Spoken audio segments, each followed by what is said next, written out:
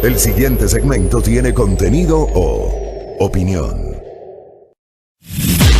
La entrevista en A Primera Hora. Analizamos los hechos del momento junto a sus protagonistas. Muy bien, 7:14 en A Primera Hora. Gracias por la sintonía, gracias por los comentarios, gracias por seguir junto a nosotros. Esto es A Primera Hora por la señal de Majestad Radio. Seguimos con nuestra señal abierta en Pichincha, Esmeraldas y Manabí. Estamos retransmitiendo en Santo Domingo de los Áchilas por Majestad Televisión y el canal 3 de TVNet. Estamos en www.radiomajestad.com y estamos generando nuestro espacio en vivo a través de Facebook por las fanpages de Majestad Radio y de Primera Plana. Giovanni Atariguana, director nacional de Unidad Popular, está con nosotros. ¿Cómo le va, Giovanni? Bienvenido, buenos días. Muy buenos días, Fabricio. Un saludo a toda la audiencia de Majestad. Este viernes 1 de mayo será el Día Internacional del Trabajo. Será probablemente la primera ocasión en la historia que no habrá manifestaciones públicas a nivel mundial, fruto del confinamiento que gran parte del planeta está enfrentando por la pandemia. Pero claro, llegamos a este 1 de mayo del 2020 con una situación económica muy compleja y con incertidumbre respecto del futuro de los trabajadores. Hay un temor en torno a la posibilidad de que muchas empresas puedan desvincular trabajadores debido a la crisis económica. ¿Cómo ve Unidad Popular esta situación, Giovanni? Fabricio, efectivamente este 1 de mayo es muy particular por la pandemia de carácter global, pero los trabajadores, hombres y mujeres que mueven la producción y que hoy se ha demostrado que son el factor principal en la generación de la riqueza. Ahí están los capitalistas con las cuentas llenas en los bancos, con las fábricas, con la tecnología, pero mientras las mujeres y los hombres no echen a andar las máquinas, no se puede producir. Queda demostrado, por tanto, que son los trabajadores, con su fuerza, los que transforman la naturaleza y generan la riqueza. Este 1 de mayo vamos a estar en casa, pero no vamos a estar en silencio. Unidad Popular se suma a la convocatoria que han hecho las organizaciones sociales, el colectivo unitario, la CONAIE, el FUD, el Frente Popular, y vamos a expresarnos a las 12 del día en un gran cacerolazo por la vida.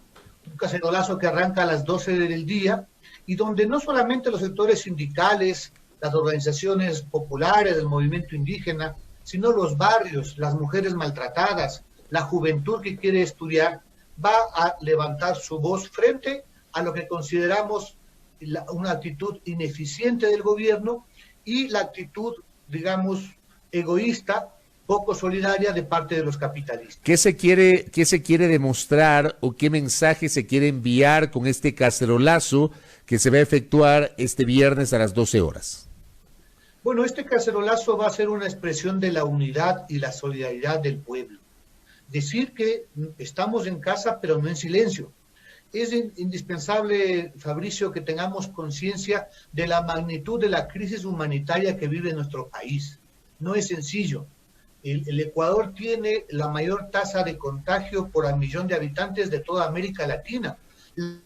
Lamentablemente, incluso ya con cifras oficiales del registro civil, solo en Guayas existen más de 8.000 fallecidos vinculados al COVID-19 y a la crisis sanitaria. Es decir, en términos absolutos, estamos ocupando el 6º o 7º lugar en defunciones en esta pandemia. Es decir, hemos sido muy afectados. Eso implica que la respuesta del gobierno ha fracasado, ha sido indolente, prefirió pagar la deuda externa, 350 millones entre capital e interés, en lugar de dar respuesta al tema de medicina y comida para el pueblo. Ahora mismo, a propósito del debate de que se termina o no el aislamiento social, ha quedado manifiesto que el gobierno no está pensando en la vida. Fabricio, afortunadamente la mayoría de alcaldes en los cantones del país están planteando mantener el aislamiento y mantenerlos en el semáforo rojo. ¿Por qué? Porque no hay cifras confiables por parte del gobierno para decir que el contagio se ha contenido. Es evidente que no hay suficientes pruebas. El gobierno debe asumir sus responsabilidades ahora, porque ahora está muriendo la gente. Hoy se va a disparar el contagio y es evidente que si no actuamos de manera inmediata a través de 4 o 5 cosas, masificar los test de COVID-19 para ubicar y poder aislar el contagio, fortalecer el sistema público de salud, eso implica más camas, más UCIs, dotar por fin al personal de salud de equipos de protección. Ya van a entrar a 8ª semana donde enfermeros, médicos, auxiliares siguen contagiándose. Las cifras oficiales están hablando de más de 2.000 profesionales de la salud y el gobierno solamente hace anuncios, se toma la foto, pero no hay mascarillas, no hay equipos de protección. Se requiere, Fabricio, también que se garantice para las próximas semanas kit de alimentos para 2 millones de hogares pobres, de los que viven día a día. Y eso es una responsabilidad, por supuesto, del gobierno central. Ustedes están... Finalizo ubicar ese tema, que es indispensable que los gobiernos seccionales, los municipios, reciban de manera urgente lo adeudado por el gobierno central. Son cerca de 400 millones de dólares que por devolución del IVA, por las alícuotas, que el gobierno adeuda en tareas en las cuales los municipios son indispensables, recolección de basura, dotación de agua potable. Entonces estamos frente a una emergencia sanitaria que requiere que el gobierno asuma sus responsabilidades y coloque los fondos suficientes. ¿Ustedes están conscientes de lo que ha pasado en las últimas semanas con despidos de trabajadores en el sector privado? Hay empresas que aseguran que frente a la paralización ya no podían resistir más y tuvieron que desvincular trabajadores. Hay trabajadores de medios de comunicación que han perdido su trabajo, su empleo. Hace pocos días el presidente de Expoflores había advertido que en estas semanas iban a cerrar nuevas fincas porque no pueden producir y lo que producen no pueden exportar. Inclusive tienen que votar, han tenido que votar flores y tallos y por eso han tenido que despedir trabajadores. Por otra parte, salió hace pocos días, creo que fue hace 2 semanas, una circular del Ministerio de Finanzas que daba cuenta de un nuevo proceso de desvinculación sobre trabajadores que firmaron contrato en el primer tramo de este año, contratos ocasionales. ¿Están conscientes de lo que se viene a nivel del trabajo, Giovanni Atriguana? Por supuesto, esta crisis humanitaria tiene un lado social y lamentablemente se quiere cortar la soga por el lado más débil, que son los trabajadores. De manera ilegal, inconstitucional, el Ministerio del Trabajo ha permitido esta ola de despidos, que lamentablemente no es solamente en las empresas pequeñas y medianas, que son las que están realmente sufriendo y quienes deberían recibir todo el apoyo estatal para sostener las fuentes de trabajo. Son las grandes empresas las que están despidiendo, aplicando de manera ilegal el artículo 169 del Código del Trabajo. Y es evidente que requerimos que los trabajadores este 1 de mayo levanten la voz contra esa ola de despidos. Es criminal de parte del gobierno nacional, para cumplir los mandatos del Fondo Monetario, lo que ellos llaman la reducción del Estado, están poniendo en riesgo a más de 80.000 servidores públicos, que son 80.000 hogares ecuatorianos, que eventualmente son los que tienen contratos ocasionales y nombramientos provisionales, entrarán en el desempleo. Una política que el gobierno la viene aplicando desde hace 2 años. No hay que olvidar que al finalizar el 2019, el gobierno echó del sector de salud cerca de 3.600 trabajadores, que tanta falsa nos están haciendo ahora. Hoy están en riesgo cerca de 50.000 educadores en el sector sierra y costa. Vamos a ver si efectivamente en medio de la emergencia el gobierno hace esta ola de despidos. Por eso es que el 1 de mayo va a tener una connotación de defensa de la vida, que es defensa de la salud, pero por supuesto también la defensa del trabajo.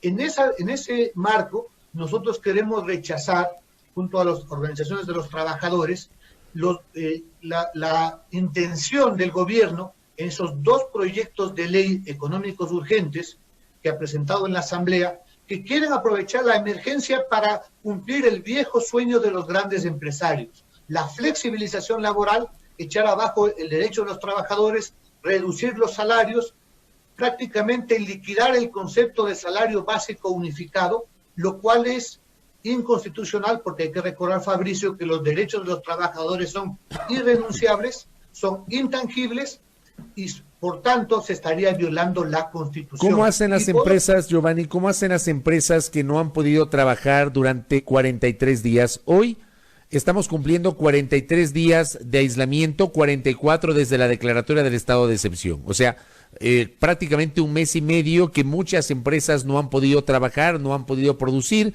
no tienen ingresos y por ende no tienen liquidez. ¿Qué solución para esas empresas? Precisamente, Fabricio, hay que tomar lo que está haciendo el conjunto del planeta.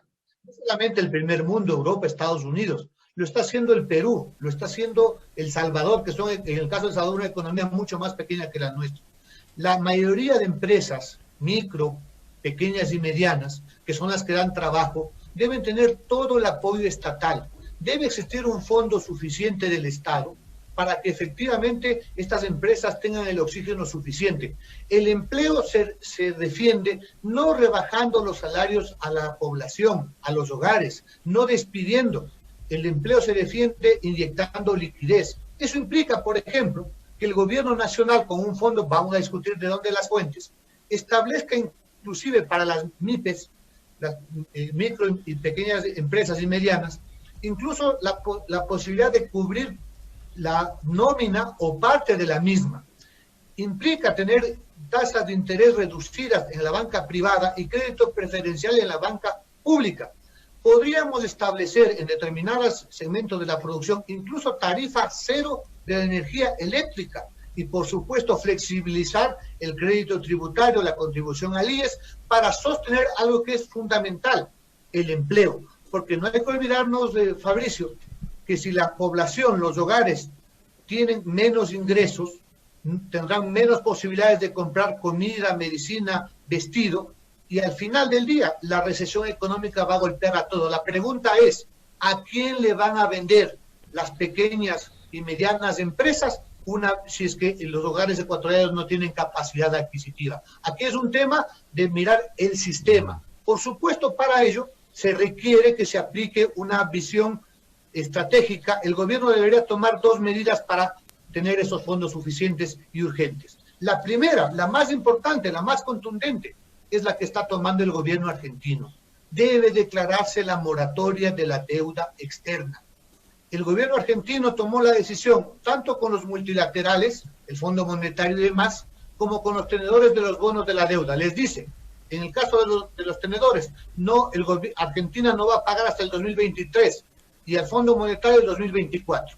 Hasta ahora, Argentina no ha sido, no ha sufrido un acoso por parte del fondo. Es más, el Banco Mundial le acaba de dar 300 millones para esta emergencia, porque el gobierno ha puesto por delante el salvar la vida de la población, invertir en salud, invertir en la reactivación productiva. Eso es lo que el gobierno de Lenín Moreno debería hacer, no como hizo el 23 de marzo, pagar 350 millones de dólares, cuando en Guayaquil, cuando en el país comenzaba a haber miles de fallecidos y hasta ahora no tenemos. Uno se pregunta, ¿por qué no compran suficientes pruebas PCR del gobierno? ¿En qué están ahorrando? Están ahorrando para pagar en el mes de agosto 811 millones de dólares a los tenedores de los famosos bonos 2020, que tarde o temprano, Fabricio, vamos a ubicar quiénes son los tenedores, que estamos seguros están vinculados con altos funcionarios del régimen y eventualmente con la banca nacional. ¿Unidad Popular sigue apoyando al gobierno del presidente Moreno, Giovanni Atrihuana? Una vez más, Unidad Popular es parte del pueblo. Siempre hemos estado del lado de los trabajadores. Al gobierno de Moreno, hace rato, nosotros lo combatimos por neoliberal. Lo hicimos con todos la fuerza junto al pueblo, el movimiento indígena en el mes de octubre. Y hemos señalado sus deficiencias y las hemos combatido. Y por supuesto, en el marco de la emergencia sanitaria, hemos planteado alternativas. Fíjese, Fabricio, la famosa ley de apoyo humanitario tiene dos partes muy complejas. La primera, la que acabamos de hablar, de la flexibilización laboral. Pero en el tema del apoyo, del aporte, el gobierno vuelve a querer descargar la crisis en los trabajadores, en los asalariados, en los sectores medios. Acabamos de estudiar ya el informe para primer debate que ha presentado la comisión respectiva. Se mantiene, pese a algunos cambios, una visión de poca justicia tributaria. Resulta que los trabajadores, quienes viven de su salario, van a aportar más de 900 millones de dólares. Y como se está incluyendo para que aporten, lo cual expresamos nuestro desacuerdo, a la fuerza pública, policía, militares y maestros, sector educativo, seguramente esa contribución va a ser de $1.000 millones. Sin embargo, el aporte de las grandes empresas, de la banca que tienen multimillonarias ganancias en tiempo de crisis, es de menos de la mitad, 500 millones aproximadamente.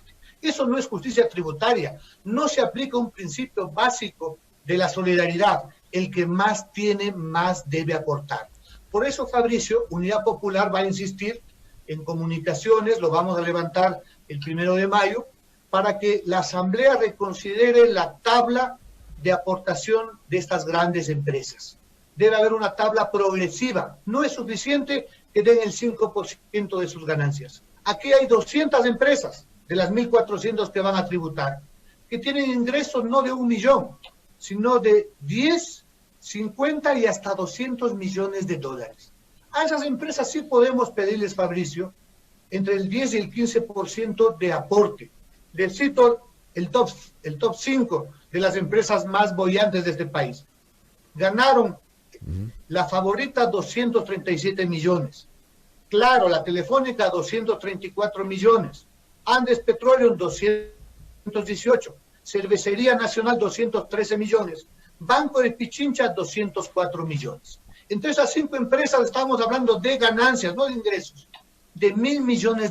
O sea, de utilidad, dice usted, la utilidad que les quedó. De utilidad neta. ¿Qué significa esto, Fabricio? Que ningún banco, ninguna petrolera, ninguna telefónica, ningún monopolio del comercio de alimentos va a quebrar si da el 15%.